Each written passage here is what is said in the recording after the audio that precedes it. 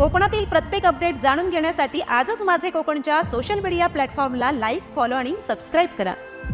रत्नागिरी जिल्ह्यातील खेड तालुक्यातून एक अतिशय उत्साहाची आणि आनंदाची बातमी समोर येत आहे। शिवतर गावातील प्रसिद्ध कोटेश्वर मंदिरात नुकतीच माता जननी कोटेश्वर कालकाय गवलकरीन पिसेकरीन आणि सोमनाथाच्या मूर्तीची मानकरी आणि समस्त ग्रामस्थांच्या उपस्थितीत पारंपरिक पद्धतीने स्थापना करण्यात आली। या पवित्र प्रसंगी मानकरी दीपक दत्ताराम मोरे, इतर 6 मानकरी बंधू तसेच अनिल बुवा जंगम प्रमुख पाहुणे म्हणून उपस्थित होते। याच शुभ मुहूर्तावरती कोटेश्वर मंदिरासमोरील भव्य प्रांगणात नव्याने उभारण्यात आलेल्या सभा मंडपाचे उद्घाटन उपसरपंच सौ सरिता महादेव सुर्वे यांच्या हस्ते मोठ्या थाटामाटात पार पडले।